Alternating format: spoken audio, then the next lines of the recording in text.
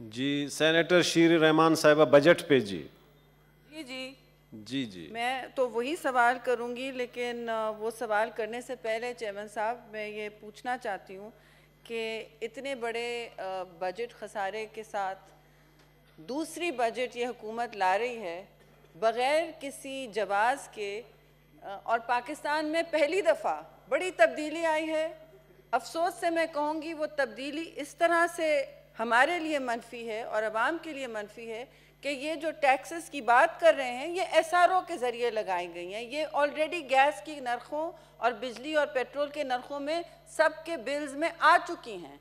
ये एक खौफनाक सुनामी की शक्ल में तब्दीली आ चुकी है। और नए पाकिस्तान में जो नई रिवायत लगाई गई है वो ये है कि पार्लियामान की सारी रिवायात, पार्लियामान की सारी कमिटीज़ यानी प्लानिंग, फाइनेंस, दोनों हाउसेस, उनको बिल्कुल बाईपास करके गैर रिवायती तरीके में इन्होंने एक मिनी बजट के नाम से प्रॉपर बजट लाई है जो पाकिस्तान की तारीख में नहीं हुआ है।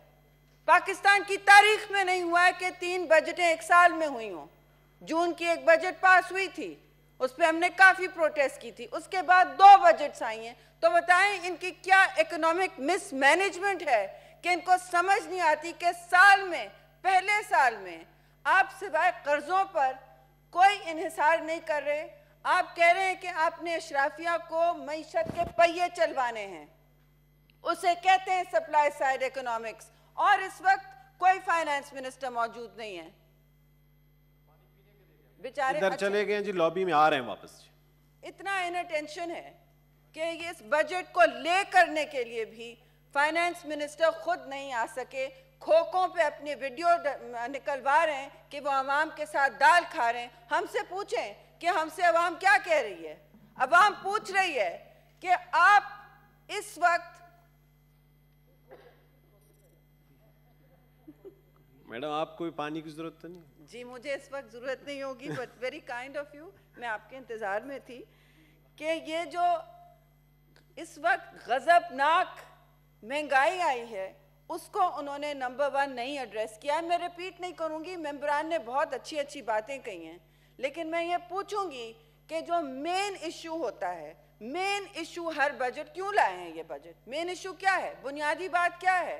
आपको अपने एक्सपेंडिचर्स कम करने हैं जो इन्होंने नहीं किए हैं, और वो मैं आपको अभी बताती हूँ कैसे नहीं किए हैं। और आपको अपनी टैक्सेशन की मद बढ़ानी होती है, रेवेन्यू की मद, और आपको गरीब पे नहीं डालनी होती है। आपने इस वक्त इनडायरेक्ट टैक्सेस की बात की।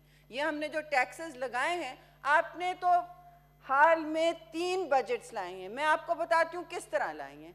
एक आप पहले हुकूमत में आते हुए लेके आए, फिर आपने जो खौफनाक तजावुज़ात की हैं अपनी कीमतों में, और फिर वो गैस के बिल भर रहे हैं लोग, गैस, बिजली, पेट्रोल सबके बिल भर रहे हैं, वो तिगने चौगने हुए हैं।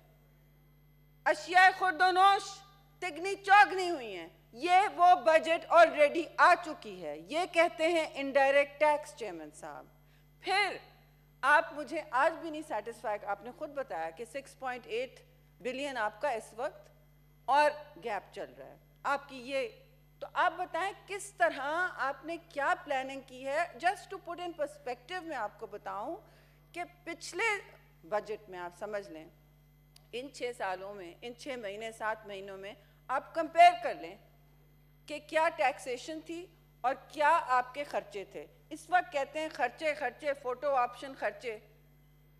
ऐवान सदर का खर्चा देख लें, ऐवान सदर का क्या खर्चा है।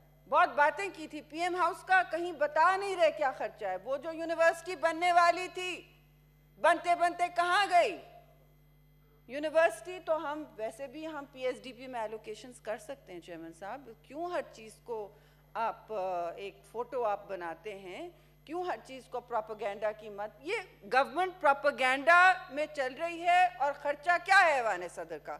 28 करोड़ अरब रोज़, सॉरी 28 करोड़ रोज़, 28।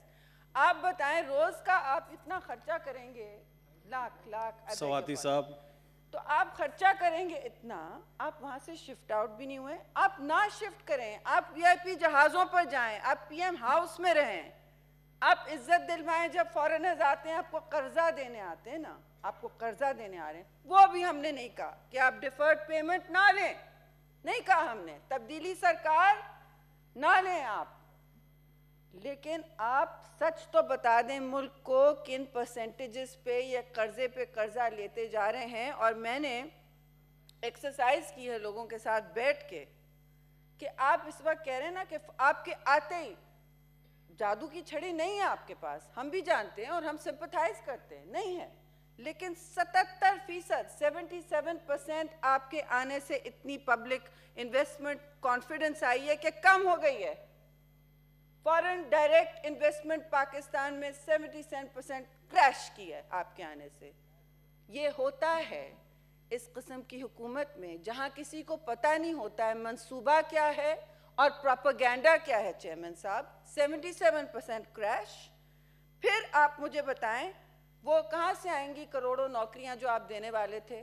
28 लाख तो आपका रोज करोड़ों का अरबों का खर्चा चल रहा है।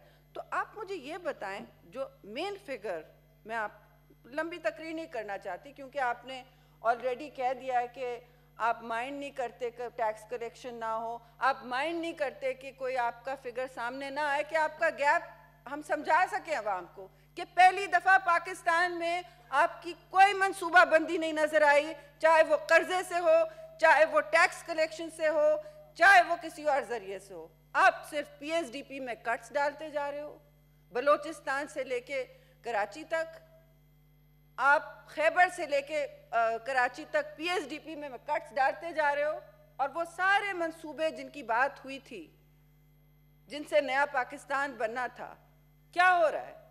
पाकिस्तान में खौफनाक कर्जे इन 7 महीनों में पाइल अप किए हैं चेयरमैन साहब। और क्या कर्जे हैं वो?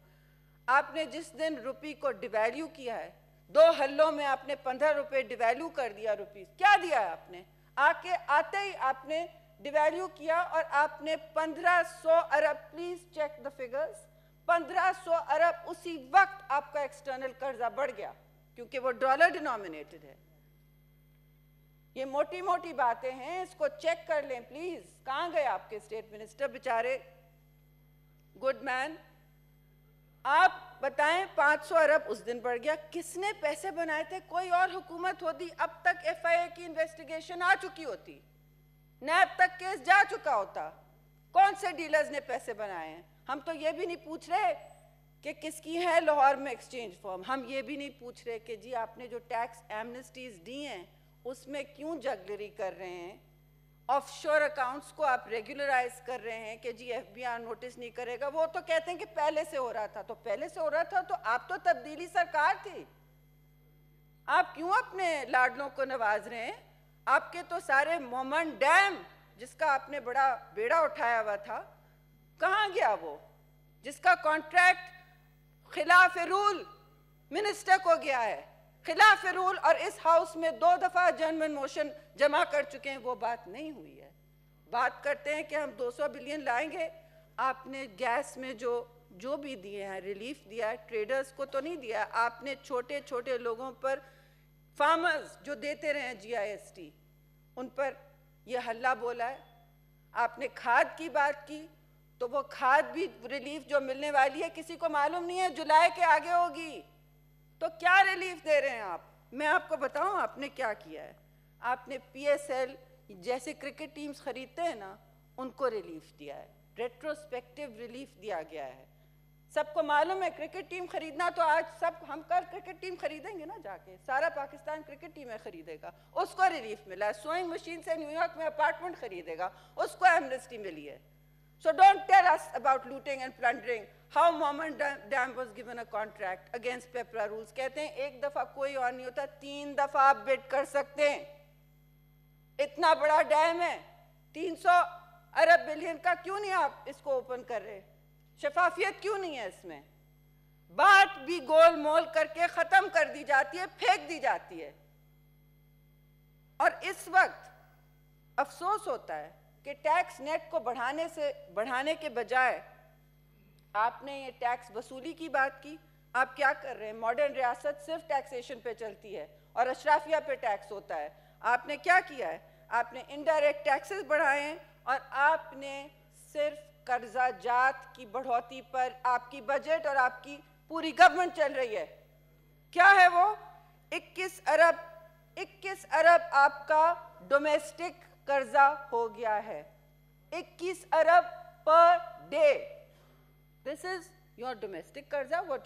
आप स्टेट बैंक से नोट छपवाते जा रहे हैं, स्टेट बैंक नोट छाप रहा है, जो आप कह रहे हैं वो कर रहा है।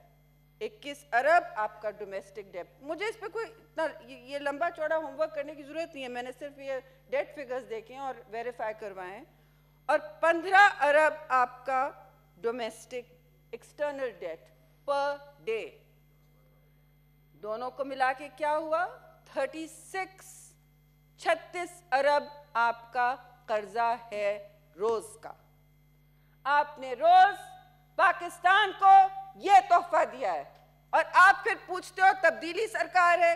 ये इनकलाब लेके आए हैं और आप फिर पार्लियामान को अपनी जूती की नोक पर रखते हैं, बताते नहीं है कहां से आया पैसा, कितने दिनों के लिए आ रहा है, किस परसेंटेज पर आ रहा है, वापस कब करना होगा, किन टर्म्स पर करना होगा।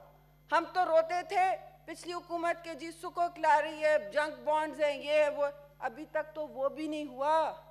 बॉन्ड मार्केट भी आपने एक्सप्लोर नहीं की और आपने अपनी बेयकीनी से डॉलर डिवैल्यूएशन जिस तरह हुआ कि जी हमारे एक्सपोर्ट्स बढ़ेंगे। आप किसी भी बिजनेसमैन से बात कर लें, किसी भी बिजनेसमैन से बात कर लें, कोई एक्सपोर्ट्स इस तरह नहीं बढ़ते इतनी बड़ी क्रैश के बाद। और उस क्रैश के बाद आपका डॉलर डिनोमिनेटेड डेट और रुपी डिनोमिनेटेड डेट 36। अब मैं जस्ट पर्सपेक्टिव दे दूं, पिछली दफा 10 भी नहीं था, 10 अरब भी नहीं था।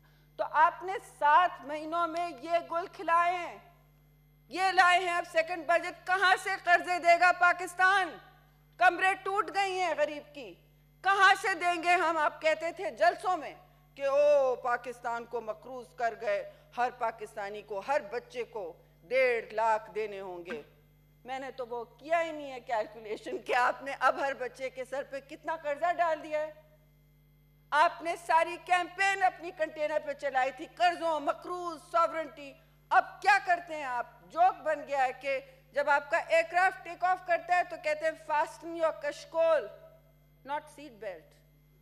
The aircraft is about to land wherever you are begging.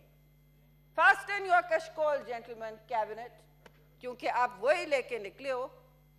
और आपने हम पे 36 अरब का रोज का कर्जा डाला है। ये है आपकी सेकंड तारीखी मिनी बजट।